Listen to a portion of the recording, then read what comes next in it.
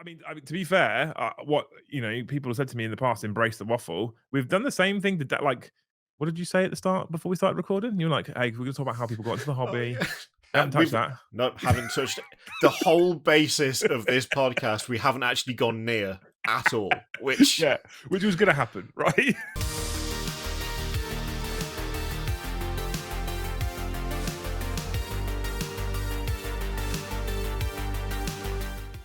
hello and welcome to the wow, that's a great start.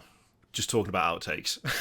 Keep that in. Keep that in. That can be the intro. The actual name of this is the Hobby Happy Hour podcast, and it's me, who you already know, and a friend, old or new, in this case, Liam Dempsey, and we're going to sit down and we're going to talk hobby for about an hour, depending on how badly off topic and overrun it gets. Which, frankly, with a few people that I have in mind, it's entirely possible that this could go on for a long time, but we'll see. It's also mostly my fault if that happens. Anyway, thank you for joining me, Liam. I have to admit, a massive part of this, and also just the general restructure of the channel recently, is almost entirely your fault. Oh no, why? In a good way. In a good way. Because with starting to get a bit just dissatisfied with how I was doing stuff, that then led me to look at the people that I watch and I interact with regularly, and the communities surrounding those people. And I watch a lot of you, I watch a lot of Mikey, I watch quite a bit of Vanguard Tactics as well, along with a bunch of other hobby channels, and I just sort of found myself sitting there going, okay, what do they do that looks fun, that I reckon I could do something similar but different, and should I give that a try? And then eventually decided, yeah, why not? Let's shift everything around, switch everything up to try and make the whole thing a bit more fun and interesting. And a lot of the deciding to stream a couple of times a week is down pretty much entirely to you, because I watch you stream and watch you interact with your community, and you seem to be having a massive amount of fun every single time you do it. And it's also, this is going to probably go down very badly depending on who else agrees to come on the show, but I think you'll probably, I would put you as my favourite 40k streamer just generally. Aw. I mean, you do it regularly, and it's always really good. So, yeah. So it's interesting what you say, right? Because I didn't start properly streaming on YouTube till probably about, I don't know, nearly 2 years ago now, probably about a year and a half, 2 years ago. And when you say, look, hey, I'm going to mix things up and I want to do something that's, interesting and a bit different, that second part's really hard, because there's only so much stuff, especially in our kind of niche space. There's only so much stuff you can do on YouTube. So inevitably at some point you're kind of copying someone. And so to make it difficult is a really difficult part. Now, when I started, interestingly, I did kind of a similar process to what you're going through now. I was watching Valrak, right, for ages, and it's not that because Valrak does a lot of leaking, and I don't love that stuff. Yeah. What I did realize when I was watching him was he just seemed to be sat there enjoying himself, just having that back and forth with his audience, having that sort of chat, that banter, and he was just really enjoying himself. I was like, hey, I reckon I could probably do that, and it looks like it could be fun.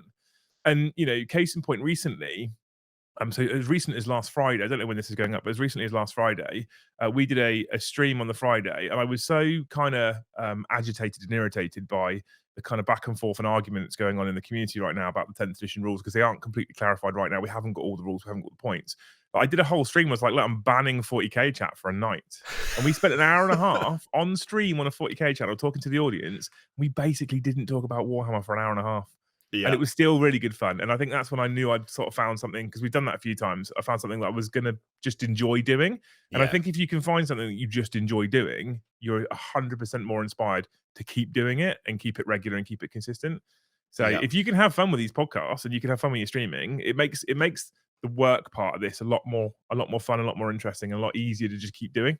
Yeah, that's one of the main things behind switching everything up, was just sometimes I'm having to force myself to enjoy this, and that's not a good position to be in. That's a great way to burn yourself out. So doing a bit of a reposition of all the stuff and trying newer things out, newer to me at least, newer things out felt like the best way to go. It's interesting you brought up the not liking leak content there just for a sec, because it's something we actually talked about when I was streaming yesterday.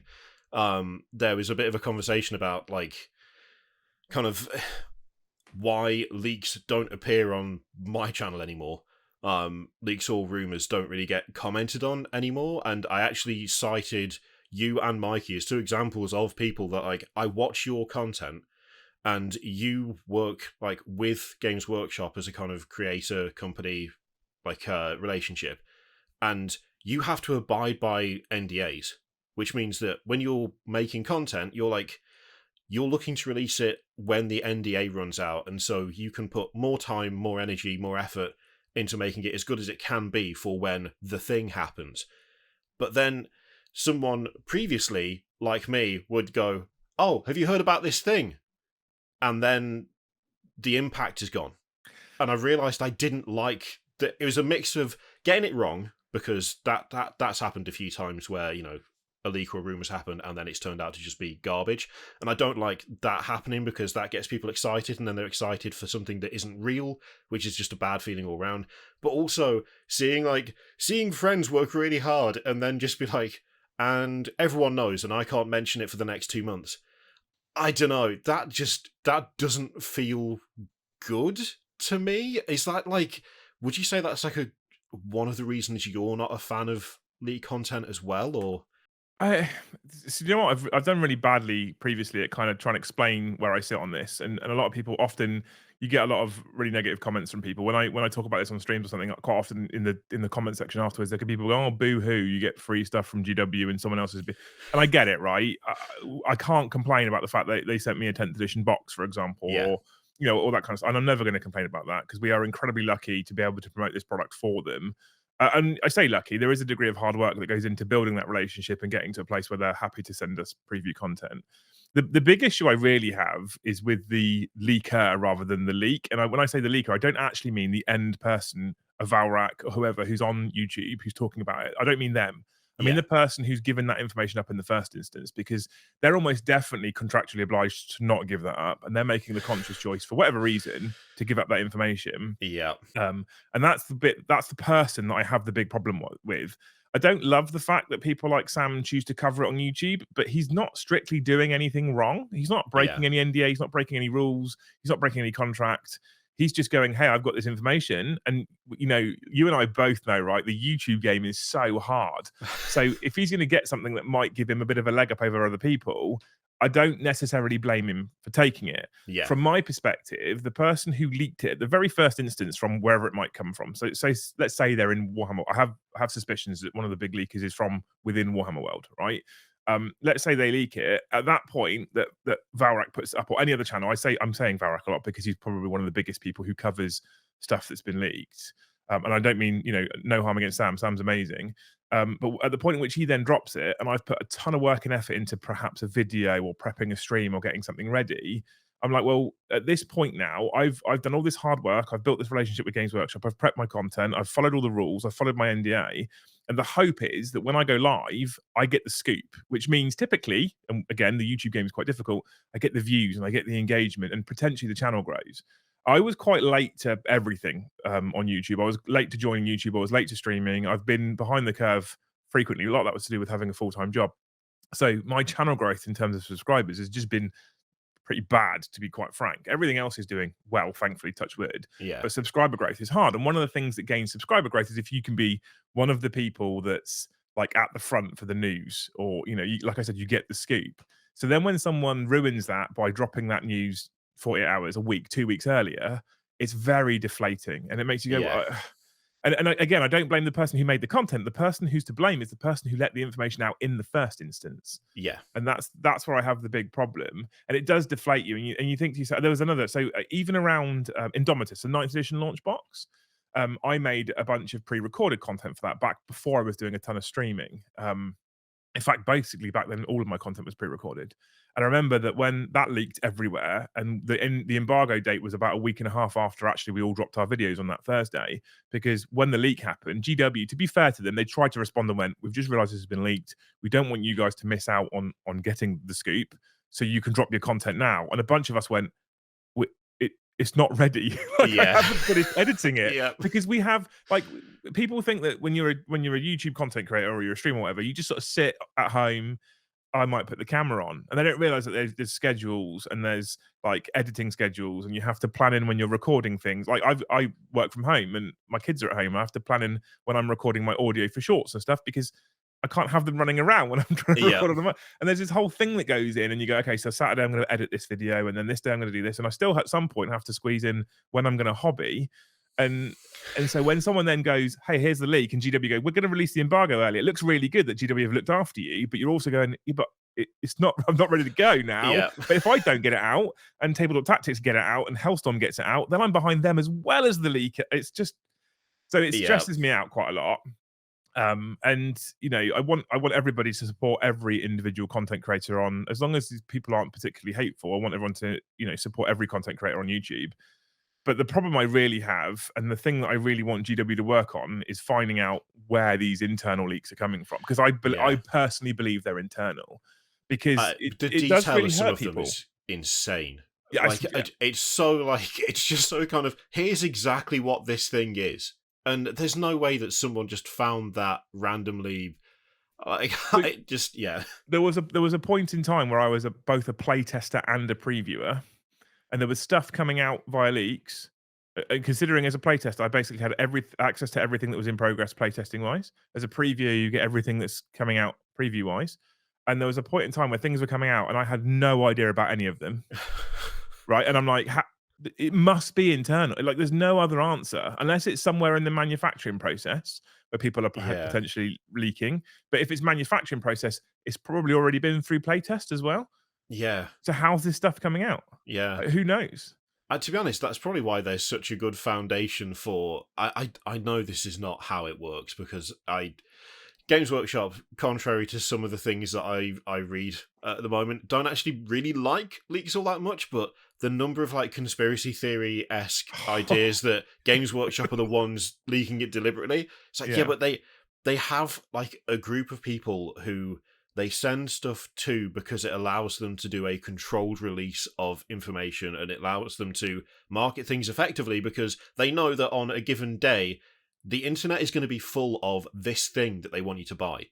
They don't actually want to undermine that or undercut it by having it revealed early. Like that goes against what they're actually attempting to do by having such a strong like community marketing presence. Like if you go onto Twitter or Instagram around the time of any big release, especially like with Leviathan, like the week before the pre-orders even went up, suddenly on one day, all I saw on Twitter was just pictures of painted molds from Leviathan. Like a bunch of people that I follow and that I interact with regularly, it was just, we can talk about Leviathan now, and that's all I saw for like an entire day. They don't actually want to make that less impactful by spoiling it early, you know? Yeah, I don't think they do. I work closely with them. I'm very lucky, and the impression I get is they absolutely despise of leaks and the people that leak. I think quite often their focus has been on potentially the channels that are dropping the information, and like I say, I don't blame those people for doing it necessarily. They're under, like I said already, they're under no contractual obligation. They have no, and they just profit. Like we've already said, right? YouTube's really difficult. You're completely restructuring everything you do to make it more fun and interesting for you. But I'm assuming also potentially to bring in more viewers, to bring in more members, etc., to bring in more patrons, right? Because ultimately we all work with the giant YouTube triangle: viewers into subscribers into members, etc., and that's how essentially we pay our bills. So the YouTube game is difficult. It's really, really difficult. And I really take my hat off to you. If you're not under an NDA with GW, but choosing not to leak, I mean, for me, that's really honorable, because it helps people like me, despite arguably punishing people like you. I mean, the bonus being, I guess, that at some point in the near future, GW could say, hey, Kirith, how about you work with us now? It would be nice. And I have to admit, there is, when you say the people who do like reporting on things like leaks and rumors, they beat everyone to the punch. I mean, the growth of the channel has been way slower since I stopped doing it. Like you can literally chart the point where I stopped covering leaks and rumors, like kind of filtered it out and stopped doing it as often, and then completely stopped. You can literally see the growth of the channel go from being really good to slow, and it tails off straight away, because I'm talking about things that people already know about. Yep. Like, unless maybe it's like when it comes to new model reveals, those do okay because that's kind of what the channel's become known for now. But it's still like previously you could put leak or rumor in the title and that was guaranteed to outperform pretty much anything else that given week. And not doing that at all, I mean, it definitely has an impact. And it's the same thing. It's like I absolutely don't blame people trying to like people wanting to get ahead or using that for the channel, because the weird thing, something that I always find like super interesting, because I started out on YouTube with like gaming stuff, just general PC Okay. gaming, years and like literally like 10 years ago or something Yeah, now. I've only ever watched you when it's been like hobby content. So Yeah, there was a whole other channel, and I worked with someone else, and oh wow, it was only when my first daughter was born that I shifted into having my own channel, and then slowly moved over into 40k. As I just started to realize, oh wait, no, people around me actually play this again, because I used to play years ago, and then everyone left yeah, or sold their and then they all armies, came back. and then suddenly it was like, oh wait, this is actually people. I could just make videos about this. I love this. This is great. Why have I never made videos about this thing that I really enjoy? But like, it quite often felt like, in terms of like gaming specifically, a little bit combative. Like, the race was to get there first, and if you Yep. got there first, you were doing better. And there wasn't a huge amount outside of a few bigger channels who were friends that seemed to really interact with each other. It's so nice because in like, especially like the hobby community, it feels like we're all kind of racing to do the thing, and whoever gets there first, they get there first. But then if you look at like tournaments or organized events or interactions between creators, the animosity isn't there. Like, it just feels like everyone's technically in competition, but at the same time, so many of us are just talking to each other and hanging out and collaborating and, you know, being in comment sections and in chat and stuff. And I don't know, it feels like both competitive because you want to be the person to break whatever the story is, but at the same time it's also not competitive because the same person that you're trying to beat to the punch every single release, you can be sitting there quite happily having a nice conversation with on WhatsApp 2 hours later, Yeah. which is something that I hadn't really. It's kind of taken me a while to really realize just how nice that is. Just to kind of, I've just got used to it, and it was only the other day that I thought, oh, there's a few things recently that like quite a few people have tried to get there first, but then if you go over to that channel, you'll see the same person that was directly trying to beat them to the punch now doing a battle report and clearly having a great time and enjoying their company. And I don't know, I think it's a nice, maybe not a completely unique thing to the kind of YouTube hobby community, but it's kind of, it's nice that it's competition but not all consuming, I guess. Yeah, we throw. I mean, we we can be quite abusive to a lot of other channels. Typically, the channels that I'm more abusive towards are because I have a good relationship with the other creator. Like, I know the person, and if I genuinely thought that they were going to be upset by it, I wouldn't be that way. Yeah. So we'll throw shade at Hellstorm, we throw shade at Vanguard Tactics, but I also support them as much as I can, and I'm members of their channels and all that kind of stuff. So like Mikey, for example, on Friday when we did our We're Not Talking About 10th stream, I was originally going to talk about the terrain rules because my chat were throwing it at me the night before, and they kept saying to me, "Hey, Mikey's done a video, and I watched that video, and it will explain it all to you." So I sat down on the Friday morning, and I watched Mikey's video, and I started talking to him about it. I was like, "Actually, it was a pretty good video." He's like, "Hey, do a watch along," and in the end, I didn't do a watch along because I didn't want to talk about any rules. What I did do is I posted his video in the chat, pinned it, and I told everybody to go and watch that video because it's a good Yeah. video. And I think that we're in one of those. I think because 40k, because hobby in general on YouTube is kind of more niche audience based than typically other genres. I think I have definitely found that channels are more supportive of each other, and they like rise each other up and they help each other out. So I had no problems with posting another channel's link and be like, hey, go watch this. I could make my own video about this. I could get the clicks potentially, or even the views. But Mikey's done it, and he's done it well. So go and watch that, because Yeah. why wouldn't you go and watch that one instead? And at that point, he's beat everybody to the race of talking about the interaction of ruins and talking about how vehicles work with ruins in 10th edition. I could. He's beat me now, so I could go. Oh damn! Let's try and make another different. No, no, no. I'll just point you to his video instead. Yeah. And that's something that I think, I sit there on stream and I see names pop up in chat who people have watched for years. I'm always awestruck when you jump in or Play On jumps in or Luton jumps in chat, and it's like Jesus Christ, these people. But then I go and watch them. I was yesterday sat on Twitch watching Luton, on watching him play some video game on Twitch, and I love that support amongst the creators. It's a really Yeah. nice feeling. We have also recently launched a video games channel where we're essentially currently playing Call of Duty. It's a very different world to Yeah. 40k and creators. So I've reached out to a bunch of people about, hey, fancy collaborating?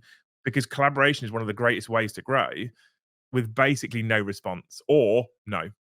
Oh, okay. That's Yeah. a different world, is it? Yeah, yeah. It feels really weird, like looking at other sections of YouTube, because it's kind of like in preparation for this. Like I messaged you, I've messaged a few other people, and so far the response every time has just been yeah, Yeah. like, and from channels bigger than mine as well. Like it's not just me kind of going, oh well, you should come to me because I just want to talk to people about the hobby, and I thought that would Yeah. be a fun thing to do. But I've kind of reached out to channels that are far larger than mine and gone, would you be interested? And the response is always, yeah, definitely. Yeah. And it's just kind of, I don't know, it feels more like collaborative, but also a bit selfless as well, where it's like, well, actually, this time could be spent better doing stuff for my channel. So But on the other hand, having a chat about the hobby is a nice thing to do, and I'm going to enjoy it, and so the way I let's do see that. it, though, to be honest with you, is that like I said already, right, our audience is very niche on YouTube. We have a tiny audience comparatively. So if you look at channels that stream Call of Duty, if you look at channels that cover tech releases and stuff like that, I mean, their audience size is incredible compared to ours in terms of the potential audience. So the way I've always looked at it when it comes to working with other channels, no matter what size they are, the way I've always looked at it is the more we all work together, the more we all cross pollinate our what is niche audience, the better it is for everybody. It's better for the creator, but it's also better for the audience ultimately. Because Yeah, I know people that have watched channel. There's people. Let's talk Luton, right? Luton's probably one of the biggest lore channels out there on YouTube. He's 300 plus, I think, thousand subs right now, and there's still people that watch my channel, and I'm 20 something. I'm tiny comparatively, who don't know who he is. I'm like, because our audience is so tiny that yeah, people often get very pigeonholed into I watch this channel, and quite often I found that people don't watch multiples. So if I go, hey, here's Luton, watch him. Here's Kirioth, watch him. Here's Hellstorm, watch him. And what might happen at that point, this is my perfect world thinking, right? Is at that point, those channels might also go, hey, here's Liam, watch him. yeah, And I think there's enough time in the day for people to watch multiple channels, and also get value from multiple channels as well, because we're all talking about this one hobby that we're really passionate about and we really love it. And again, it's this niche. The 40k community is quite special. It's this niche little community, and I often find, and then sometimes this rule is broken, but I often find that one thing that brings us all together makes it very easy for everybody to talk to each other and just get along. And you can have differences of opinions and you can disagree yeah, on certain aspects of the hobby, but on the whole, because we have that common ground straight away, it's really easy to talk to people. yeah, So we don't have that problem of the wildly polarizing audience that you perhaps get in bigger sort of channels or bigger genres. So I'm just kind of like, well, the more we all work together, the more the audiences become exposed to all of the channels, the better it is for everybody. Winters once said this phrase: "A rising tide lifts all ships." So if I do better, you do better, and if you do better, Hellstorm does better, and if he does better, Vanguard does better, and SN does better, and everybody can enjoy the content as well, which yeah, is I think the most important thing. Because ultimately, our whole point in doing this is not only to pay the bills, but to entertain people. That's kind of the job, really. It's a gig, right? yeah, So I don't think it's entertaining to have if you're really guided and secretive and you won't work with other people. I feel like your audience gets less entertainment value than if hey, here's Liam talking to Kirioth, or here's Vanguard Tactics talking to SN, or here's Tabletop Tactics talking to Tabletop Titans, or whatever it might be. Whoever that collaboration is, that cross pollination can be really interesting. It offers more entertainment value. It offers yeah, different perspectives, and on a hobby which is very like wide and diverse, different perspectives are really important as well. So as part of the reason why I love this whole gig, like I say, is because of exactly what you just said. Like we can have that competition to who gets the best video, the most likes, the most clicks, but then we also still support each other at the same time. We don't go, oh well, screw you, you did better than me. That doesn't really happen. yeah, yeah. It also leaves like more room for just different approaches to stuff Yeah, as well, which I really like. I mean, I have had a couple of people kind of express surprise that, like, of the channels I watch, like the highest watch time is split between like you and Mikey when it comes to like the actual gameplay side of 40k, Yeah. which tends to surprise people because I'm not a competitive player. Like I don't do tournaments.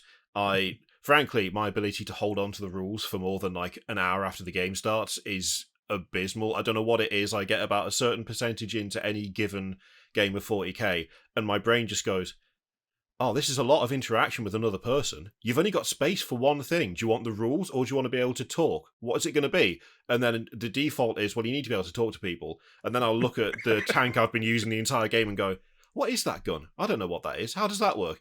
So like my ability for kind of competitive play is just, it's really far down.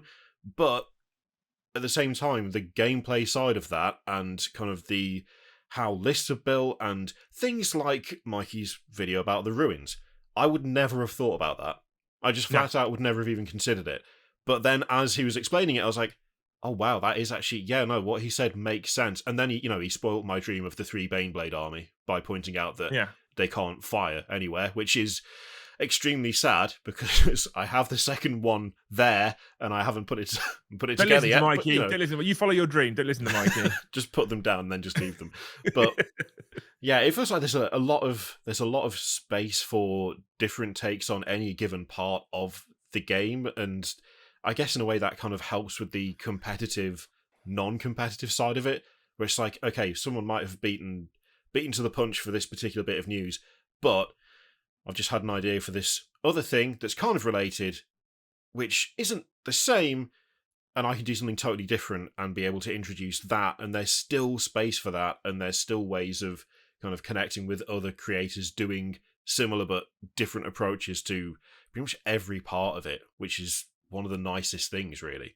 Yeah, well, I mean, it's a hobby, right? So it's naturally expressive and creative anyway. And I've always been very open about, like, so content on the channel, for example, I do talking heads, which I actively ripped from essentially Valrack and said, I like the idea, I'm going to try and do that.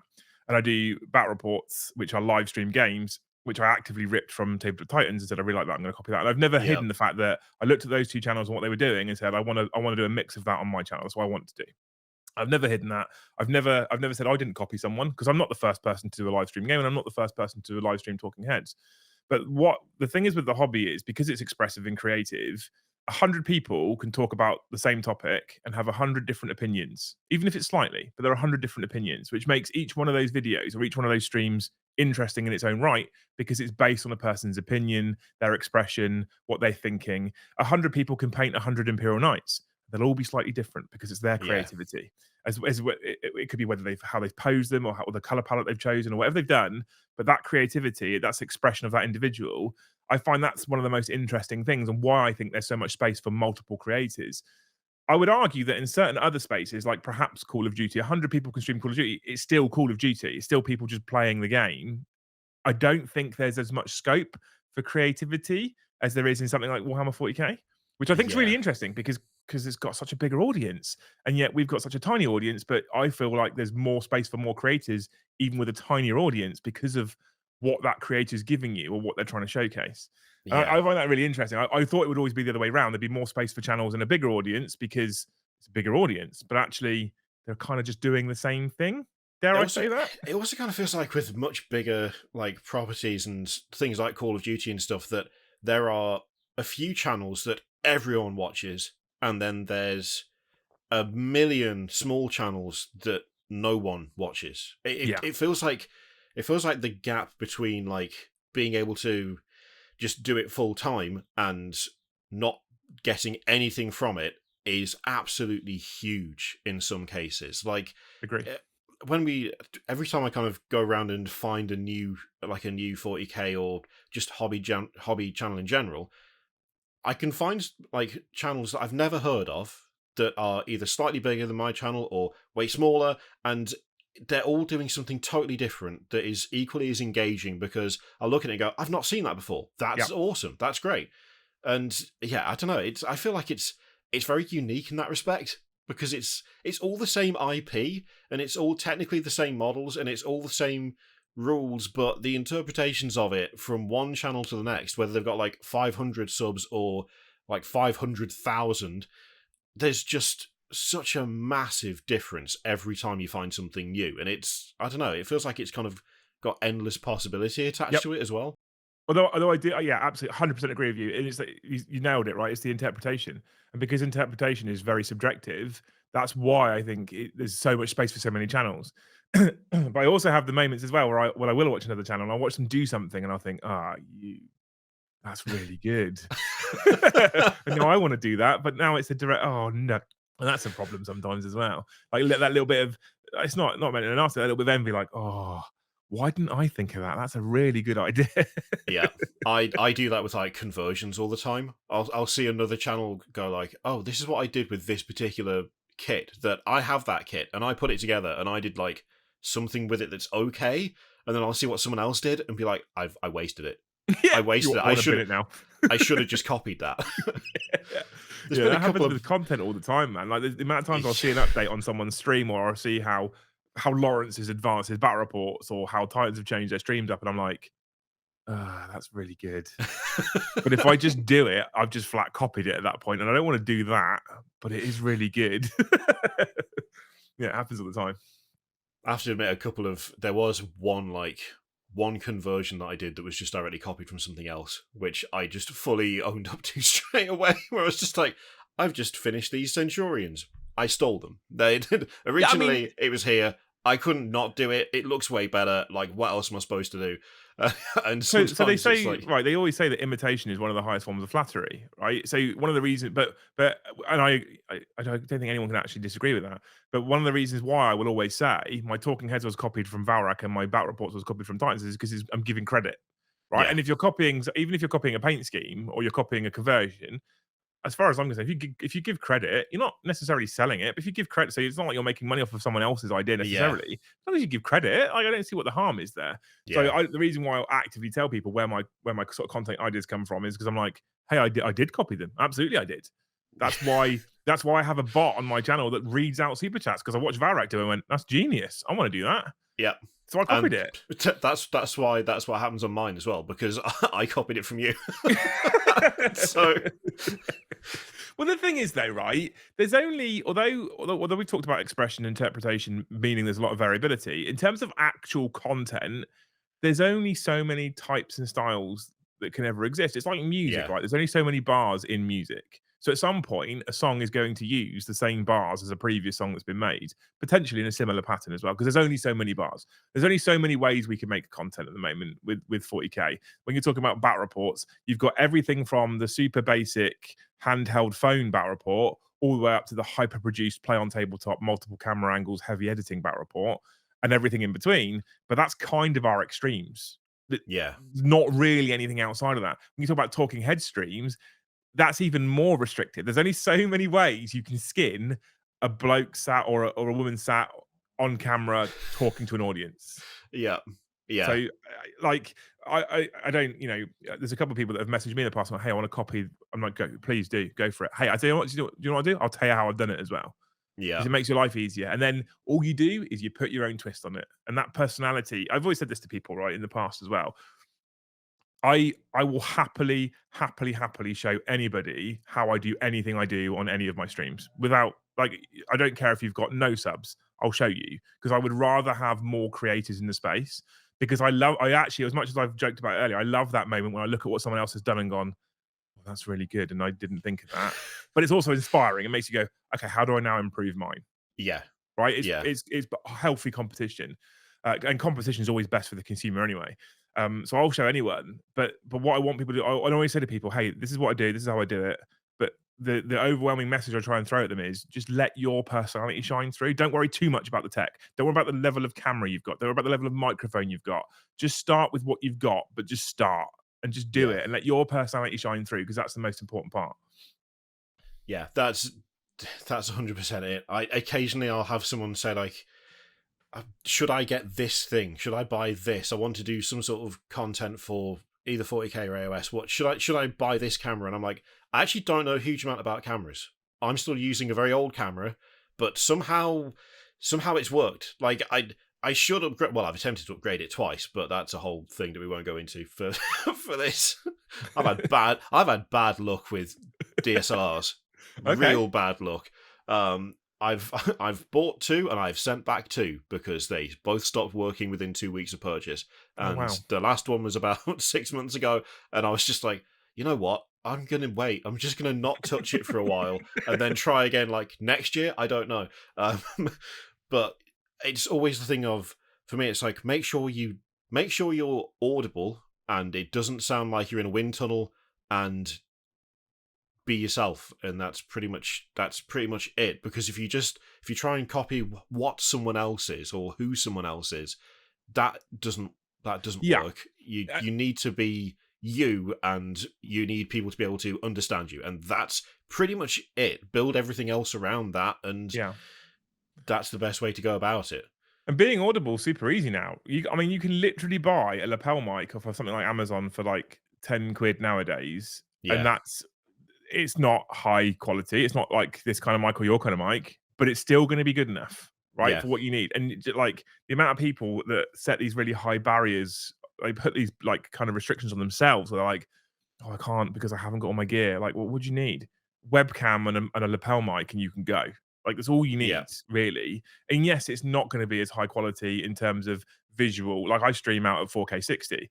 You're not streaming at 4K 60, fine. But you're putting content out there, and as long as you're putting like I 100% have watched lower quality channels in terms of production quality than higher production quality channels over the whole of YouTube, whether that's 40K or not, simply because I engage with the creator more on the lower production quality one than the higher production quality one. yeah. And people get strung. It's really weird, isn't it? Right? I find people get really strung up on the.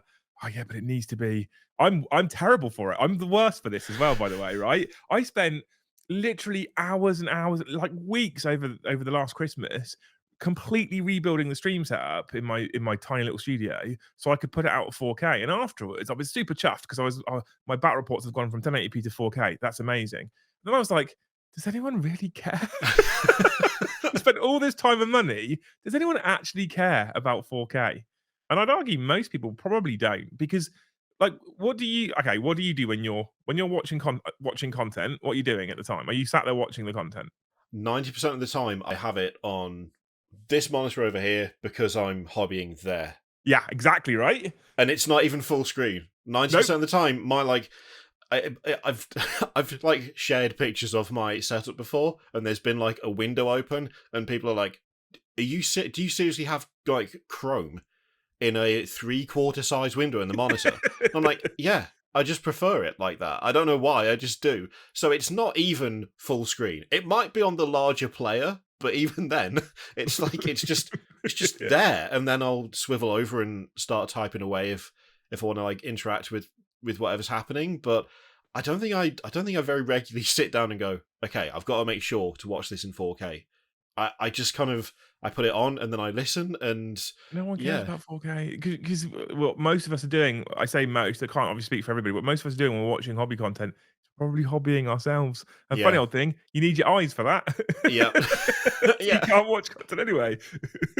I So yeah. literally used to tell it was when Orky, let's make it Orky on Twitch, was streaming regularly. I repeatedly like had not like genuinely had a go, but had a pretend go at her because I'd be sitting there hobbying away. I'd look over to see whatever she was talking about because she's a fantastic painter, and she does occasionally she would just go, I've never tried this technique, so we're going to do it live on stream and see what happens.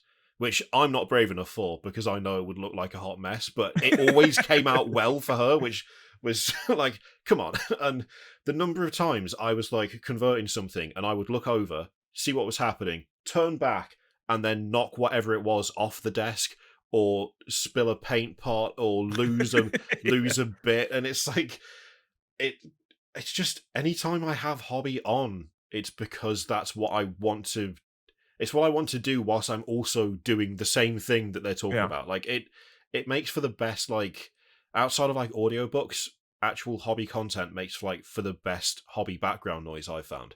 Yeah, I agree. And the thing is, though, I try my team when we do games are predominantly volunteer people who just come and play games because they enjoy it and they want to be on stream. So I've got Brom and Paddy and Eddie and Chris who come. All of them have got their own jobs. All of them got their own families, and they literally come and stream games with me because they want to and they enjoy it and they think it's fun. So I can't be too hard on these people, but Yeah, what I try and get through to them is, and this is something Winter's taught me years and years and years ago with battle reports. Like you need to if I'm streaming, I don't like silence. I don't like any silent, whether it's a talking heads, whether it's a game. I don't like silence because most people will be painting or hobbying, and silence will make people look up and go, "What's going on?" Like what I try and get through to them is you need to commentate, almost commentate what you're doing, not to the nth degree. I'm moving this one model 9 inches to the left. Like, don't do that. But yeah, if you can say something like, "My rubric marines are now shooting your necrons," what you've done at that point is you've stopped making someone need to look up from their table because they could just at some point they are going to look up and glance and go, oh, okay, so that's where they are on the battlefield, and then they're going to carry on doing their hobby. yeah, But you giving them, and this was something like I said, this is something Winters taught me ages ago. If you can narrate to a point where a person doesn't need to look up, for me that's successful hobby content because yeah, like exactly what you've just said, most people that watch it are not at the point just sat there in front of a screen. The bonus of podcasts is obviously people can listen to them on the go as well, so they can have them in headphones or they can have them in the car or whatever with podcasts. But with hobby content or podcasts in general, if they're not doing that, what they're doing is they're sat at the desk 99% of the time with a model, building, painting, or whatever they're doing. So you don't want them to look up. And yeah. that's why, like I said, this is why I spent like a month and a half, 2 months building a 4K stream, and then went, I think I've probably just wasted my time and money.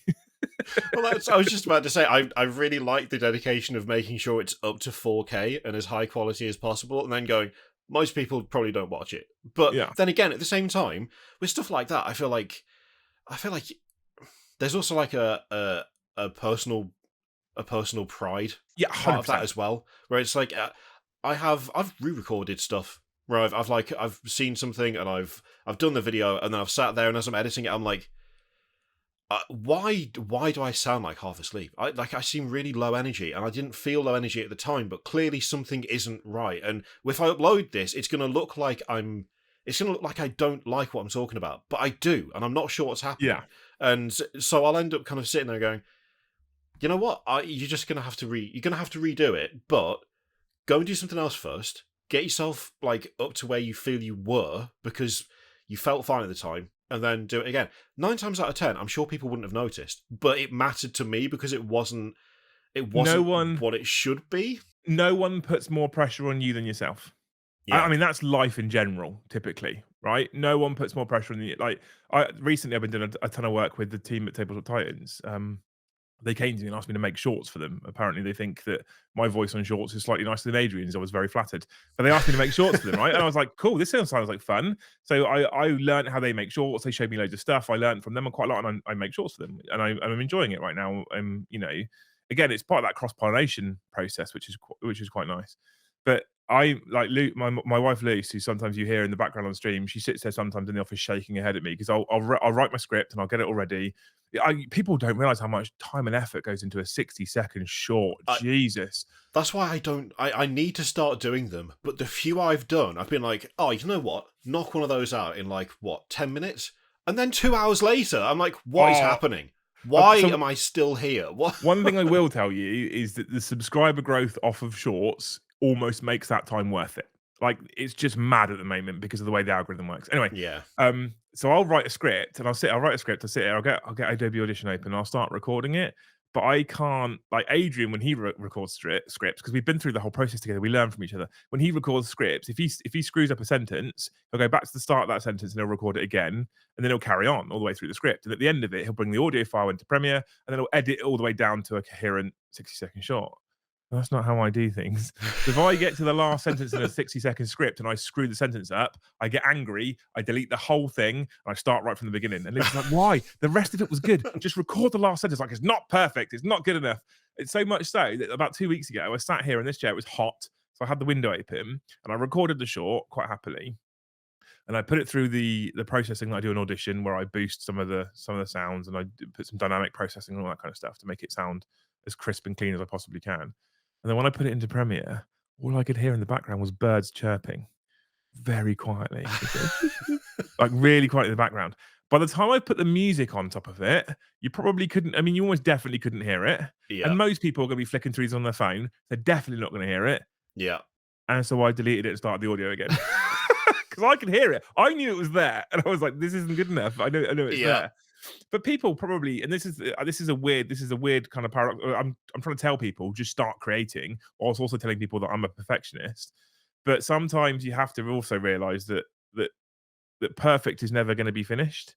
Yeah. And good is better than perfect at that point, because good Yeah. means it's finished and out it goes to people. And I really want to encourage more people to create in this space. And I'm one of those. I think you're the same as me as well, where I'll jump and shout about anybody who starts creating a space. If they make good content, I'll talk about it. I'll shout about it because I think it's really positive. Yeah, definitely. I'm finding myself relating way too hard to just deleting and stuff.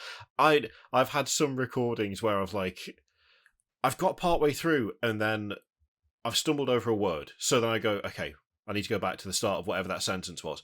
Because 99% of the time there is nothing scripted about what I'm doing, I then have to sit there and really think hard as to how that sentence started, because the chances are it was an extreme run-on sentence, because I'm really bad for doing that. Yep. And I'll try and find a point where I can go back and correct what I meant to say because I've just flubbed a word really badly.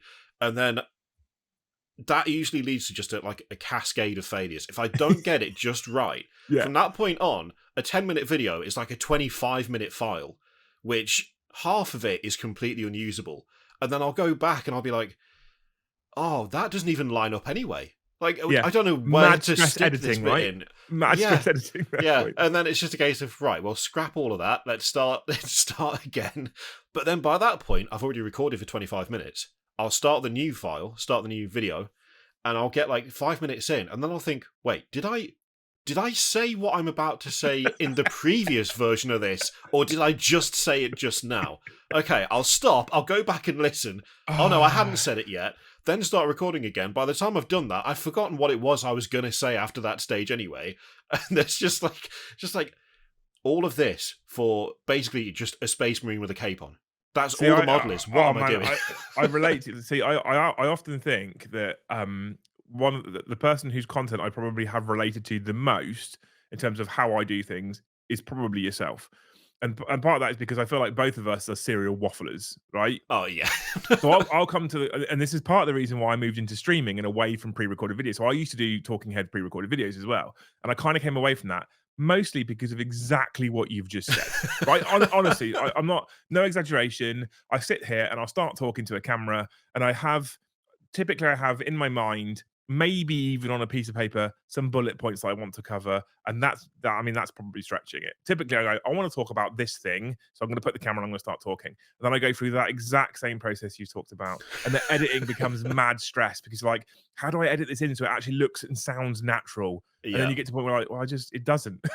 So I was like, hey, lean into the waffle and stream instead.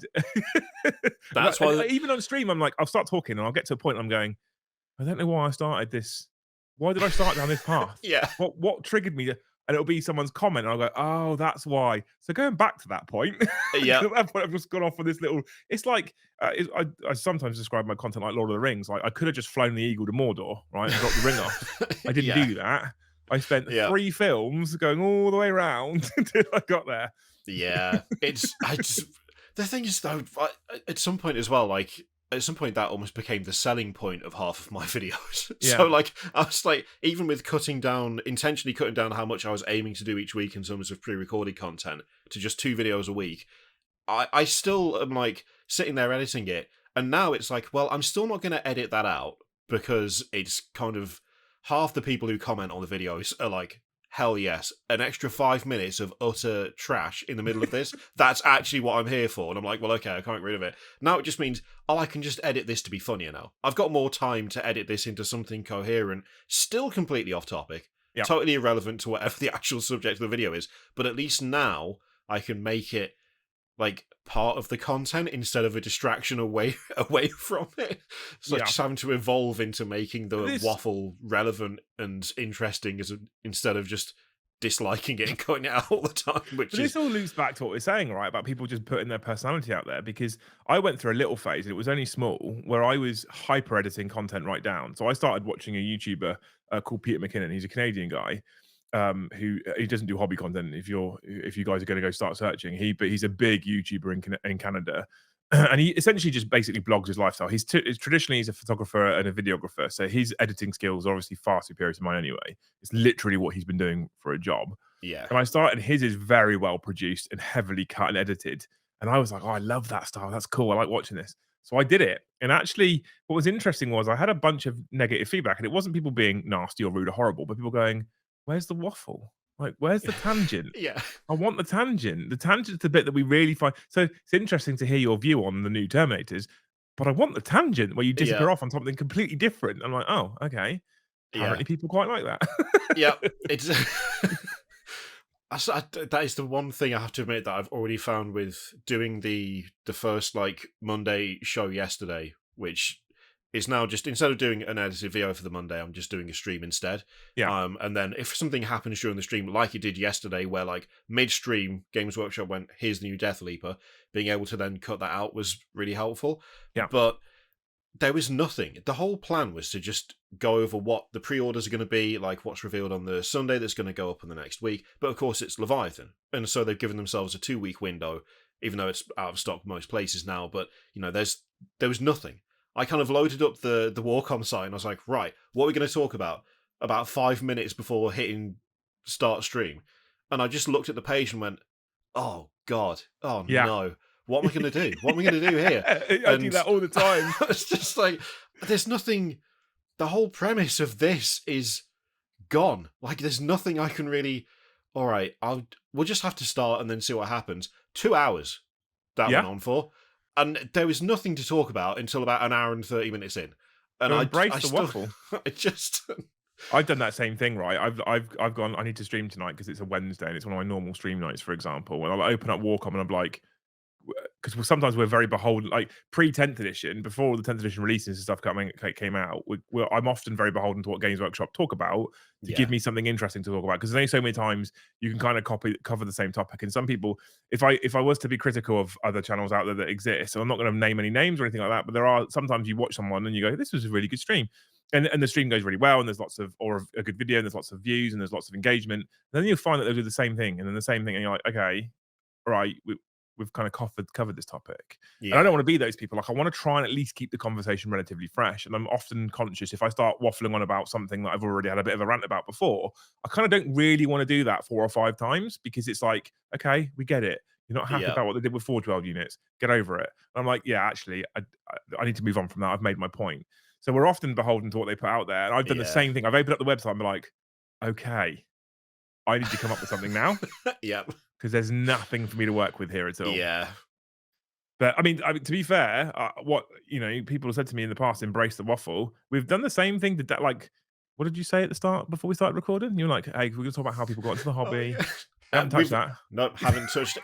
The whole basis of this podcast, we haven't actually gone near at all. Which was going to happen, right? Yeah, I mean, I did also say that we're kind of like, depending on guest and kind of do it. I'm trying to defend it, but really, no, I embrace it. It's good because the thing is, I think, and I mean, I'm not going to try and tell you how to do a podcast, if you're a bigger channel than I am, and it's your podcast. But like, I feel like if you have fixed questions and you don't let it flow, it feels like fixed questions with no flow. Yeah. Right? It becomes like a whole other Stu Black interview. Well, if you just have natural conversation though, for me personally, when I listen to a podcast, I like natural conversation. Yeah. It's so much easier to listen to. And you'll often sit there going, yeah, okay, I get it. And it's not like, oh, it's a fixed, rigid set of 5 questions with preset answers.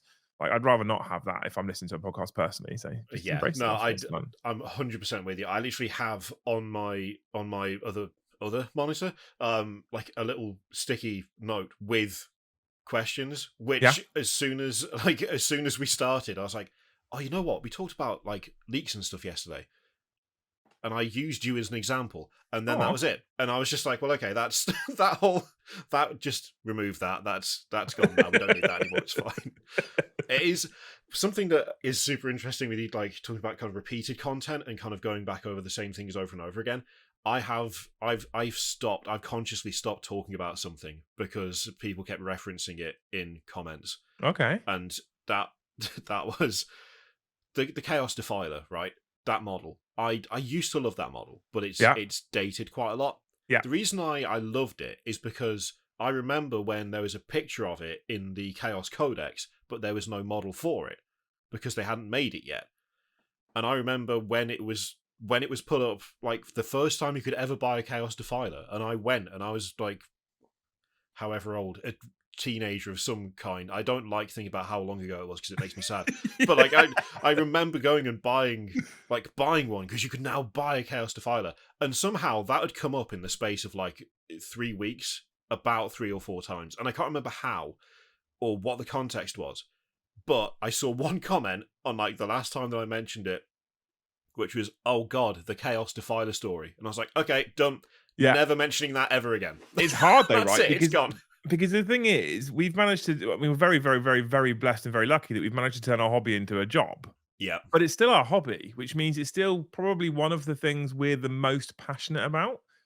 And I think I would also argue that's why people why could like things like YouTube content work so well is because typically people are very passionate about the thing they're making content about, whether that be motorbikes or video games or mobile phones or the hobby. People are passionate about, it, and that's why they've chosen that as their topic. Some people do the wrong thing on YouTube and they'll go, "I'll choose this topic because it will get me views." But most people typically go, "This is the thing I'm passionate about, and I want to Yeah. share that with the world, so I'm going to put it on YouTube."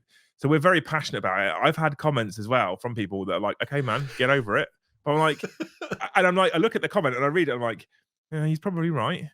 But Yeah. also, I'm really passionate about it. So Yeah. I'm kind of torn. Like, I should get over it, and I probably should shut up talking about it. But also, I'm really passionate about this, and I love it, or I don't like the thing that Games Workshop's done. And I'm like, oh no, what do I do? It's kind of this conundrum of they've got a point, but on the other hand, I don't want to. Yeah, yeah. Like, I don't wanna. You know, you become like a little tantruming toddler. Like, I don't want to yeah, stop I talking don't want about to it. I'm stop angry. it. But I think, you know, I think there's almost definitely there's almost definitely a line. There's almost definitely a level that you can go to, which is just about acceptable, and there's a line you can cross where you go, and I do it all the time, and I cross that line, and I just toe over it. But I cross that line, I'm like, okay, I've probably pushed this too hard, and Yeah. I've pushed the meme too far, or I've made the joke too many times, or I've complained about it too much, and then it has the risk of tainting kind of your whole comment, your whole like content, your brand image, whatever, and they go, "Hey, Liam's that negative guy." Like, it's not the case, right? Yeah, Um, I a couple of times I've had that recently, and the whole the whole point of talking about a lot of the stuff that I like to talk about isn't to be negative, it's just to be, I guess, like, what's the best way of putting it? As not like impartial, because that in a way that suggests that you can't have an opinion on something. You know, you're constantly trying to just find a middle ground on something. But it's very rare that I'll actually say I don't like something as a whole. There might yeah, be a model where it's like, I love this, and this, but overall, it's not for me personally. And I have to admit, I do sometimes think that, especially like the more the channel's grown, there is definitely more of a lack of like nuance when it comes to some comments. Where it's like you can be 99% positive in a video, but if you say you don't like one thing, you're being negative. It's yeah. like, well, no. If you look at what was Or actually said, it's you can be really negative and say one positive thing, and you're a shill. That's my yeah, favorite. That's yeah. my favorite. That's Like, did you watch the whole video? yeah. That word gets thrown around not as much as it used to for some reason on mine at least. I don't know why, but The thing maybe it's is, the strange thing with YouTube, right, especially when you've got new viewers, is typically you have a small snapshot window for them to build their opinion on you and decide whether they're going to hit that sub button or not, or whether they're going to yeah, keep watching your content.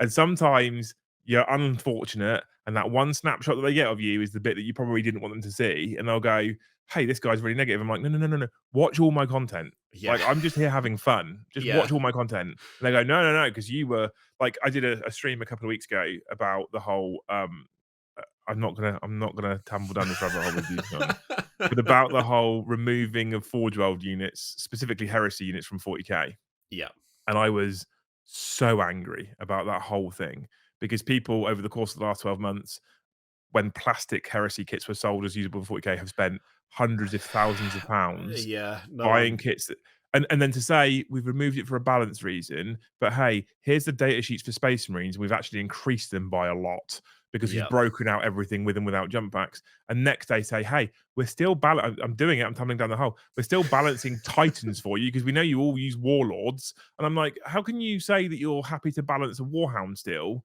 but you're not happy to balance a Leviathan Dreadnought that most Space Marine, if not all Space Marine players, have got one of? Like, yeah. it's not. So I was so angry about that, and I got a few comments off of that particular stream about, wow, this guy's really negative. I'm like, no, no, no. What's happened It's is you've clicked into the semi clickbaity kind of stream, yeah, which is good because that's kind of the point of it.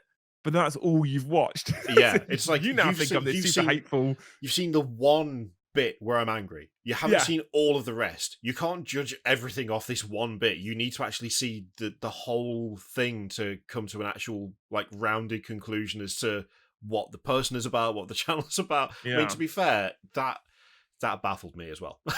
That decision absolutely baffled me, and I was like, I kind of like I say, I'm not going to be taking stuff to tournaments most of the time. It seems unlikely that I'll do much in the way of tournament play in 10th, probably as much as I did in 9th, which was none. But like at the same time, I was like, these are new kits. They've had loads of marketing. You've done loads to push them out. You made them compatible with 40k. Some more people bought them, and now they just can't use them for that. And then to discover that Relic Terminators are still in. What's the difference? I don't understand what's the distinction. There's still Horus Heresy kits. Space Marines still have a Contemptor Dreadnought in the data cards. Like why? Why? But Chaos don't. It just struck me as just like such a weird decision. And even in the video, I was like, so you've axed these brand new things, but Scout Bikers are still good to go. Yeah, that's a kit as old as me. What are you doing? Why are they still here? Please don't. I can't. Yeah, no. It's immediate. I think you know. I know as a person who has a good relationship with Games Workshop. Thankfully, touch wood, I have contacts I talk to quite frequently. I have one guy specifically I talk to literally weekly, and sometimes I have to just. And this sounds awful, but sometimes I have to message him and be like, "What are they doing at Warhammer World? Can you please go up to the management offices and tell them all to pull their heads out of their backsides? What are they doing?" Yeah. And you know, there was a little part for a while, right? I'll fess up as well. For a little while, there was a part of me who contemplated going and trying to work for GW. Like, there was a couple of years ago where they advertised for a Warhammer TV presenter, and I was like, "Oh, that could be fun. Like, I can work for the company and still do this kind of thing as a job. That sounds like it could be fun." And I decided not to because I sometimes don't understand what the hell they're playing at, and I want to have the freedom to be negative. And I don't want to build a channel on negativity. I feel like sometimes negativity can really be like, it can be quite toxic in the sense that often I find that people can do a toxic or negative kind of video and it will do really well because it spreads, right? Bad news travels faster than good news. It's always the case. And so they'll do it and it will perform well. And I've been through this. I don't know if you've had the same, but you have to really fight to go, that was that topic, that's done. I don't want to do that kind of thing again just because it got clicks. Yeah. Because clicks are addictive in this that right? Yeah. You get that little being 1 out of 10 on the YouTube dashboard, on the video, and you get the little like confetti spray that comes up from it, and then you look at the video and it's like, oh, but that was like 10 minutes of how boring the Space Marine. Like, that's genuinely something that I had not that long ago. Where was it? I think it was a Horus Heresy Praetor or Librarian or something that just looked. It was just the most. I think I titled the video something. This is one of the most Space Marines of all time, because I looked at it and went, cool. It's like the most Space Marine I've ever seen. Nothing exceptional, nothing unique, nothing interesting. It is just a guy in power armor. This is amazingly bland. And like I didn't hate it, and I wasn't trying to be overly negative and be like, oh, this sucks, this is terrible. I was just like, oh, this is just kind of, yeah, I mean, that exists. That video did so well, and I was like, oh, so many people are going to see that and think, oh, he just doesn't like anything. It's like, no, that's not the thing. Please don't take that as an example of all the stuff. That's not how that works. Yeah.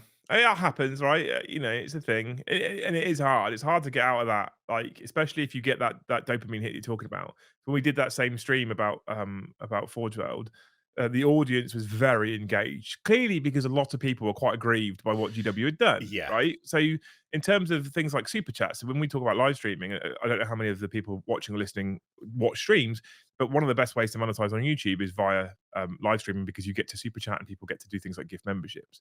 And super chatting is essentially I pay a monetary value and my comment gets put up on a big colorful postcard. And for me and you specifically, a bot reads it out to me, and I Yeah. have to stop what I'm saying. So you literally interrupt me, and I stop what I'm saying, and I listen to your super chat, and I respond to your super chat. And people love that about that kind of interaction with the creator as well. So that particular stream, super chats were abnormally high compared to a normal talking head stream, Yeah. which I'm obviously incredibly grateful for, but it's because people really had a point that they wanted to say. They wanted to get their view off their chest. They want to get their point across and say about how angry or annoyed they were or how much it may have screwed them over. Like there's some people that had lost literally thousands and thousands and thousands of points worth of models, and I dread to think what that costs equivalent, monetary value. And so you come off that stream and you look at those, like it's almost like the 1 out of 10 on YouTube. You look at those numbers and you think, Jesus Christ, that's one night. Oh wow, it's not normal, but that's one night. Okay, Yeah. how do I make that normal? And it's like, whoa, whoa, whoa, whoa, whoa, no, stop. Like, Yeah. there's a reason why that's happened, and it's because it's not normal. Something Yeah. interestingly special, or interestingly different, or shocking has happened, and that's why those numbers show that. Don't Yeah. chase it. But I do want to I do force myself to stay as separate from GW as possible and do exactly what you do. I want to be impartial. I want to give positives when I think it's positive, and I want to give negatives when I think it's negative. And Yeah. I need to also ignore people that say he's really negative. Like, no, you haven't. I have to like say to myself, you haven't seen the channel, but I am being honest about how I feel. That's that because because at least my integrity is intact at that point. Yeah. Yeah. And it's also one of those things where you could easily just like take your own snapshot and just kind of set up. Anytime you see the word negative, it's like, oh yeah, watch this. But it's just like this. You don't. I think also in some cases you're not going to convince otherwise. It's like, Yeah, well, the yeah. opinion's been made and that's it. You're not gonna. It's not going to change, and there's no point trying to fight it constantly or trying to get people to change how they feel about But you, because it's not something that they're going to do unless they're prepared to. And does it's it matter if that one person is like, I've made a snap judgment and it's not good? It's like, well, okay, I can't really so stop this that was from a real happening. And this was a real fight that I had, right? Because with myself, that is because like I what we make content on, both you and I, is we essentially give our opinions. yeah, Okay. So I give my opinion over, and I have on in the past on stream given an opinion over and actually been gently talked around by chat on my opinion and gone, oh, okay, I can maybe see the other side of the coin here. I yeah, didn't think of it that way, which is great. And there are other times where I have my opinion and no one's changing my mind, right? So yeah, no one's changing my mind. This is rubbish. I don't like it. It's terrible. It's a bad business move. It's a bad model. It's a bad rule. Whatever it might be, no one's changing my mind. Then someone will come in the comments and they'll go, "Oh, you're really negative. I think it's really good." And I'm like, "I'm changing his mind." I'm like, "Hang on a minute. That's very hypocritical." Because I'm like, "I'm not changing my mind, but I'm changing your mind." And I have to go, yeah, "No, hang on. He's fully entitled, or she's fully entitled to his opinion." So it doesn't. Okay, if that's what you think, that's cool. Go yeah, for it. yeah. The only thing I will caveat that with, as long as it's kind of semi-respectful or it at least sparks, intelligent conversation about why, I have no problems actually with people telling me that they think I'm wrong. That's fine. It's when Yeah, people, and this is very, very, very, very, very rare, thankfully, but when people get quite rude with it, that I'm like, okay, now we have a problem. yeah, yeah. I It's something that I repeat so often when I'm recording, especially about like new models and stuff, is the words subjective and in my opinion come up Yeah, quite a lot, yeah, because I try really hard to stress that, like, I don't want anyone to watch one of my videos and for them to think to themselves, he's telling me how to think. yeah. That's not what I'm going for. Like, I'm not trying to say I like this, therefore you should like this. I can explain why I like it or why I don't like it, and there might be some people who go, "Oh, I hadn't thought about that, but actually that makes sense." But there also probably will be multiple people who hear that and go, "Yeah, no, I don't agree at all." Like the biggest sort of like weird, not backlash, but the biggest conflict between me and my own community that's happened just in general was about the Invicta war suit and the Impulsor for Space Marines, because those Okay. were unveiled at the same time. The Impulsor, I hate. I hate Okay. it with a passion. I don't like any part of it. The Invictor, I really liked. And everyone, literally everyone was like, what are you talking about? You've got those completely the wrong way around. What are you... No. The Impulse is brilliant. The Invictor's terrible. Why do you think it's the other way around? The thing is, even in the video, I was like, the Invictor's fantastic. I don't know why they've given it to Space Marines. They should give it to someone else. It's not a Space Marine vehicle, but it is a cool vehicle. But just the combination of liking that and disliking the thing that everyone else loved, that was just... For months, it felt like that hung around, where occasionally someone who was a regular and who had seen the name around would just outright troll me by going, yeah, but I'm not going to trust your opinion because you like the Invictor and you don't like the Impulse. Like, well, I can't really argue with that, I guess. Sometimes, though, especially when you stumble across it by accident, sometimes that's some of the best content. Because like I've had this before. Like I don't go out there and actively try and be contradictory or whatever. Like, I don't try and be contrary. I don't try and like the thing that everyone hates just to spark outrage. Yeah. But sometimes that happens. Sometimes I'll read a rule, or I'll see a like much like you in the Invicta, I'll see a model and I'll love it or I'll hate it, whichever way around it is, and I'll put my opinion out there, and I'll very quickly realize that I'm in the minority. Yeah. And like for especially for a stream, that's gold for me. It's unintentional gold, but it's gold because I know that chat is now going to keep moving for the next hour and a half. Yeah. Whilst I defend my corner and they try and convince me otherwise. That's great. Like it would be terrible if I went, "Hey, here's a rule, and I think it's really good," and everyone, "Yeah, oh, cool." Yeah, it's The just end of the video. awesome. We've covered it all. What do we do for the next hour? Yeah, That's exactly. it. We're sorted. So often when I'm like, I don't like this thing, and everyone's like, no, it's actually really good, or vice versa. I think this rule's really good, and everyone's like, that's a terrible rule. I'm like, okay, this is a conversation to have, and that's one of the things I love the most about, because essentially we haven't talked about our hobby, we talked about what we do content wise. One of the things I love the most about content is the ability to engage with hundreds, sometimes thousands of people and just talk about opinions and why we do or don't like things. And that's one of my favorite things. Like, you tell me what you want. You tell me what you like about the hobby. You tell me what you like about that model or whatever. I really enjoy that interaction with the community in general, and that's, I think, one of the reasons why I've enjoyed doing this so much and why I think streaming so much fun. And I think you're going to have so much fun streaming as well, because that live interaction, that ability to waffle with other people, essentially, it's just so. I can sit here sometimes, like I have loose, like, it's 11 o'clock at night, turn the camera off. Like, no, we're having a good chat. It's like, it's 11 o'clock at night, turn the camera off. Like, oh, I've got to go. We were having a good chat, and I really love that part of it. It's one of the things that's like, it's made just making stuff in general. I think that's like been the main driving thing, even when I was realizing I needed to change stuff. Still making stuff even when things were getting a bit difficult, just because it was like, yeah, but I still really enjoy talking about this when I let myself. I still actually getting the feedback and seeing what people think about different things. It's the same thing as like just saying, okay, I've done this conversion or something. I've painted this up. Is there anything you do differently? That kind of immediate feedback, and in some cases like positive reinforcement, in other cases someone going, have you thought about doing whatever to change this? Just being able to get that immediate sense of, oh, it was just having a conversation about the thing we like. Even if there's disagreements, even if there's like flat out, like, no, you're actually wrong.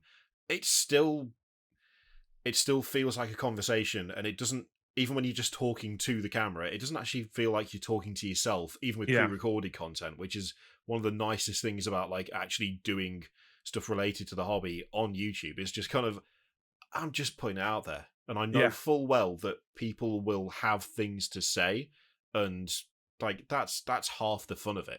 Do you not think it's like? I think this is an enigma to me that I find very strange, and I kind of have some thoughts on this. But hobbyists, wargamers, are a there's a stereotype that exists, right? And for a lot of people in the hobby, they kind of fit that stereotype. Where typically a lot of wargamers, in general sense, can be a bit socially awkward and a bit socially uncomfortable, right? And I don't mean any offense by this, but it's true, right? Some people, and it attracts a certain type of person. And one of the reasons I go to a lot of tournaments, not because I'm a competitive player, because I'm not a competitive player, but I am a social butterfly. I kind of don't fit under that stereotype. But what I love when I go to an event is watching people.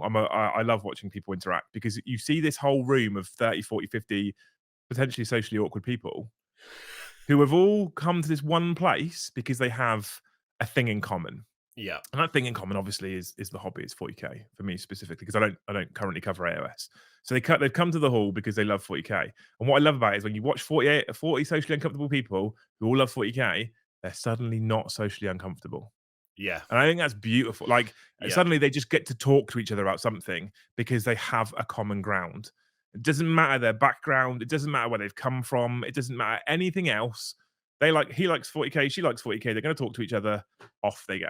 Yeah. And I think that's wonderful. And I feel like for me personally, I feel like that's often how I feel during my content. I've probably got an audience full of people who, in normal day, like everyday sort of life, I possibly wouldn't have talked to. I maybe Yeah. wouldn't have built a relationship with. I maybe wouldn't have got to know them. And yet, through the hobby, because of the hobby, I now know these people, even if it's through a YouTube username and they pop up every single week on stream. Okay, Yeah. I now know these people because they're there and we're having this conversation, and that only happens because of the hobby. And I think I really love that about the whole thing. The whole reason why I love, for me personally, the whole reason why I love 40k, I love the lore, I love the models, I love gaming, but it's that part to me that I feel like is really special and became Yeah. even more special post COVID as well, personally. Yes, yeah, definitely. I mean, I would 100% slot myself into the category of socially awkward. Like I have full on social anxiety. Like Yeah. going outside is not a fun experience for me 9 times out of 10. But when I do go to events and when I do meet up with people, I mean, you had the first DempseyCon, like that was great. I travelled about on the way back. It was about 6 hours back, thanks to motorway closures. But it was like 3 hours or so to get to a hotel in a place where I'd never been before, all to meet up with effectively a bunch of complete strangers, Yeah. people that I've never met in person. Like a good chunk of which weren't part of didn't watch me. They were there for you, which is one of the reasons I wanted to go in the Oh, first okay. place, is because I wanted to go because it was your event and I watched your streams and it was like, well, I what saw could you be handing listening out to flyers. support? I saw you handing out flyers. Watch my channel. I saw that. That kind of forward planning would be great, and I lack it. Sorry, yeah. But it was that thing of like showing up and immediately thinking, this is too many people. This is actually way above my kind of social limit, so to speak. Yeah. And then within about an hour going, oh wait, no, but I can talk to literally everyone. Like everyone Yeah. here is for the same reason. It's just Because you all have an icebreaker yeah, straight away. Like there is no, what do you do for a living? There's none of that awkwardness, right? yeah, You don't have that because you have the icebreaker. Like, hey, your nights are cool, and you just start talking about them yeah, because you're passionate about it. And that's why I love this so much, because you don't have the icebreaker, you don't have the awkward moment where you have to get to know someone. You can literally look at their army and just start talking about the hobby. And yeah, it's beautiful. And like I said, for me personally, post COVID, it was like TTS did a great job during COVID of allowing people to keep playing the hobby, etc. But post COVID, like I craving that human. I'm not. I don't typically fall into the category of being socially awkward. I did the MBTI, if you've ever heard of it, the Myers-Briggs type indicator, where it looks at whether you're introverted, extrovert, etc. And I was wildly over on the extroverted side for me yeah, personally. I feed off of other people's energies. I like being around people. And what I realized was most of my interaction comes from the hobby, actually. And yeah, so I started streaming towards the end of COVID. Actually, I missed the boat. I would have been better off for the channel, at least. I'd have been better off streaming at the start of COVID. I probably would have had a ton more subscribers, ton more viewers. Some people did that really well, Valrak, Vanguard Tactics, and exploded. And I missed the boat. Like I said to you earlier, I'm behind the curve loads. I don't mind. It just means I have to work a bit harder. But I started streaming because I was like, throughout COVID, I was like, the hobby is my interaction, going to tournaments, going to events, hanging out with people. That's my interaction. I've not had it. yeah, And it's the yeah, unawkward interaction for me. And it's unawkward because, or it's not awkward because I have the icebreaker straight away because I bring my Eldar, I bring my World Eaters, and people go, hey, that's cool. And we just start talking. yeah, And that's why I love this. That's why I love this hobby. And it's one of the reasons why I'll happily come back and sit and talk to you multiple more times on this. And we'll probably still not talk about the actual questions you've got written on the screen. yeah, But I find it really easy because we've got common ground, right? We don't yeah, have to worry about, hey, I'm Liam. It just doesn't have to do any of that stuff. yeah. There's just an immediate connection Yeah, of something absolutely. that also like it's like it's not just it's the hobby as a whole, but then there's also like you can just go down multiple levels into like almost infinite shared experiences of like whether someone prefers to build or kit bash or paint or what sort of play style they like or why they chose whatever army it is, and like just meeting people in person and just being able to go, that army is fantastic, can I look at it? Yeah. And then you've basically got a friend there for the next 2 hours until they see something that they want to talk about on someone else's table, and that's it. Just goes But what round you've and also round. done there is like going back to something I said earlier, is you've also really, really, really sort of what's the word I'm looking for? You kind of really praised them at like a core fundamental level. Like you've because what you've talked about there is their expression, right? Yeah, It's their work, their expression. They've showcased their army because people, I mean, some people will paint them strictly to the codex colors, but that still tells you something about them to a point, right? It's their army, it's their expression, it's what they've done. So when you go in there and say that's fantastic, you've not just given them praise, you've not just complimented them, you've complimented so much more than just complimenting their army yeah, because they've put time, effort, passion into that. They put a bit of themselves into it. Like most people who play this hobby, who build this hobby, they put a little bit of themselves into what they're doing. And it doesn't matter whether that bit of themselves is exceptional painting skills, exceptional converting skills, or even if it's just dialed in because they're a hyper competitive player, they still put something of themselves into that thing that you're now complimenting. yeah, And you watch people, right? If you go up to someone who, especially if it's like heavy conversion work or it's a project they've been working on for 2 or 3 years or whatever it might be, and you say, "That's amazing," and you just watch them light up. And I yeah, love that moment as well. That's really like they're just so proud of it, and it's really, really positive. And I mean, that's I think it's a really special moment as well because we, like I said, we all get together because we love 40K, and the fact that I can walk up to someone and go, "I love that project," and I also know, and I don't do this because I know they're going to do it, but I do know that they can now talk to me for 2 or 3 hours yeah, about why that is what the way it is, and why that model's like that, and why that model's like that, and why they've got this and why they've got that. And you know what? I want to stand there and listen to them. It's yeah, amazing. yeah, yeah. I have to admit, one of my most proud moments of having completed an army was finishing my Cosmic Horror Mega Gargants I did for AOS, and I Yeah, took them to Facehammer last year, and I put them down, I got them out. Firstly, realised that they're way too big. I thought I'd scaled them correctly. I thought they're about the height of a Mega Gargant. The tallest one is 2 times as tall, so that was like I built the base up so that it would be the right height, and then realised that actually, without the base, it's already taller than a Mega Gargant. So I had that moment of like, I've somehow really messed that up, but in a kind of cool way. And I yeah, remember putting them on the table, and someone was walking past, and they like glanced over, then looked away, then stopped, looked back again, turned round, stooped down, looked at me, and went, "What the hell is that?" And I was like, "Yes, done it, yeah, brilliant. absolutely. That's what I wanted. That's what I was going for." If someone looks at it and goes, "What is that?" then I've immediately achieved everything I was setting out to do with this army. And that just being able to then go, "Well, that's what these are. Which one's yours?" And then someone that I'd never met before, I ended up hanging out with them like all weekend Yep. because immediately there was just a shared thing of, "Oh, well, actually, I've done these conversions here," and being able to go over and look at those. It's just, I don't know. It's like the ultimate icebreaker. You Yeah. get to see cool stuff that you enjoy. You get to show other people cool stuff they enjoy, and any compliment given is, it's just a comment on like every part of their creativity. And I I've don't had think it there's as anything well. else like that. Like you'll play, excuse me, you'll play someone like I don't know, game 1 or 2 at an event. I've had this before as well, and you'll have a great time, right? You'll enjoy the game because they're a good person. I like to think I'm a good person, so we're super chill, super relaxed, have fun, a bit of a giggle, have this game, have this experience with this person that I've never met before. But again, the icebreaker's already there. We're going to play 40K, and I go, "Hey, your army's cool," and I'm like, anyway, and then you kind of bump into them throughout the weekend, stroke hang out with them for most of the weekend, much like you've just said, right? That experience happens, and what I love is then at the end of the weekend, you go your separate ways and I don't talk to the person ever again. And then 6 months later, I'll be at an event and they'll be there. They'll be Yeah, like, "Did you bring the world eaters?" I'm like, "No, I bought Elder." "Oh, okay." And then, but he's remembered. yeah, And I'm like, "That's," and I haven't spoke to you for 6 months, but we've just bumped into each other and instantly we're talking again about the hobby. And I think that's like it's just so special, man. Like, this is why Again, this is why I want to encourage more creators. I want to encourage more people to watch creators on YouTube. I want to encourage more people to be part of the community.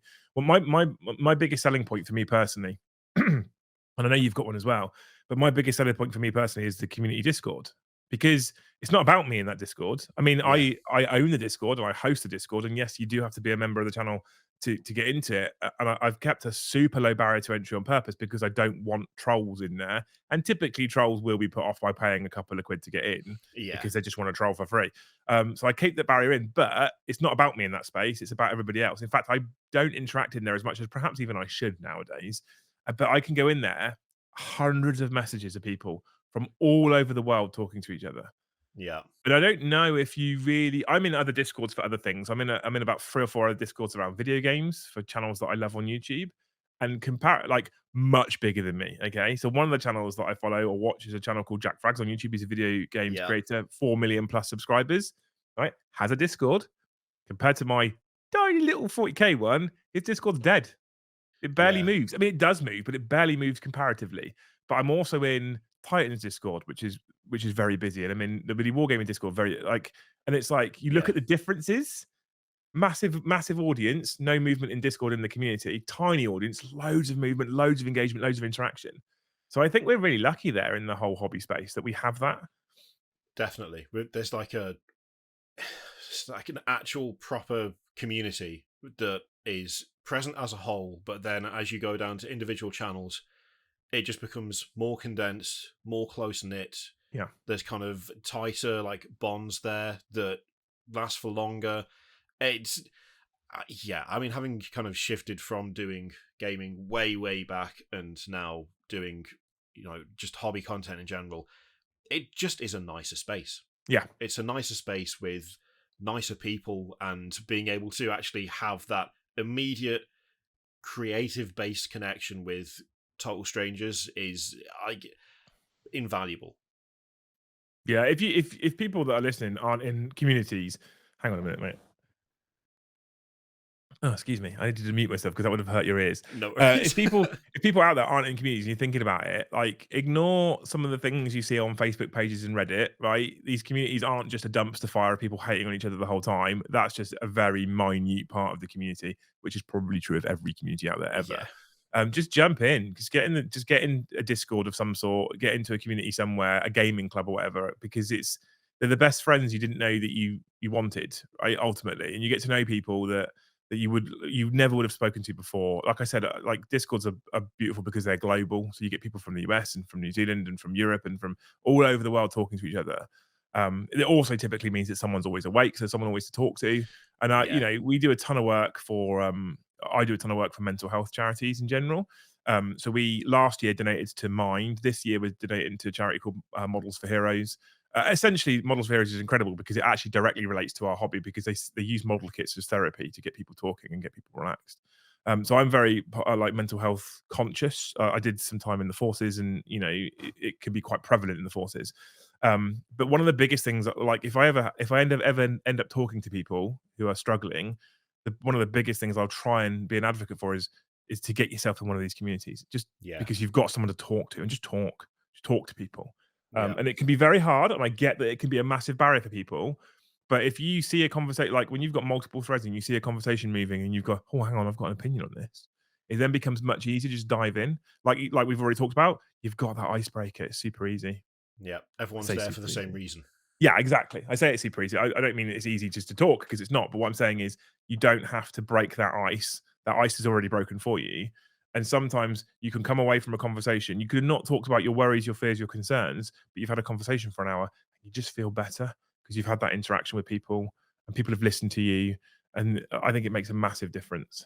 Yeah, definitely. That feels like a good place to wrap up, actually. It does, doesn't it? Actual good advice to Yeah. follow and go and do. And there's no pressure, but it genuinely does help. Yeah, So it does. Absolutely.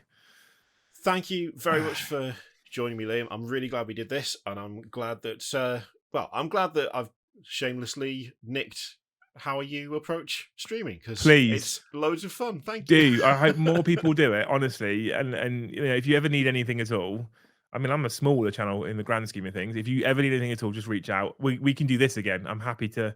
Like talking to you super easy, so anytime. I feel like this could easily become a recurring thing that I'm into it. Maybe just start at 9 a.m. one day, finish at 9 p.m. and then just pass it out for like several months. Yeah, absolutely. It feels doable in that respect. Yeah. Right, thank you very much, guys, for watching. Go over to Liam's channel. You've seen his handle on the screen the entire time. It'll be linked in the description and in the pinned comment, so you have literally no excuse. It's even spelled out for you. Again, thank you, Liam, for joining, and I'll catch you all for whatever happens next on the channel. Something, probably. More waffle. More waffle, all the time.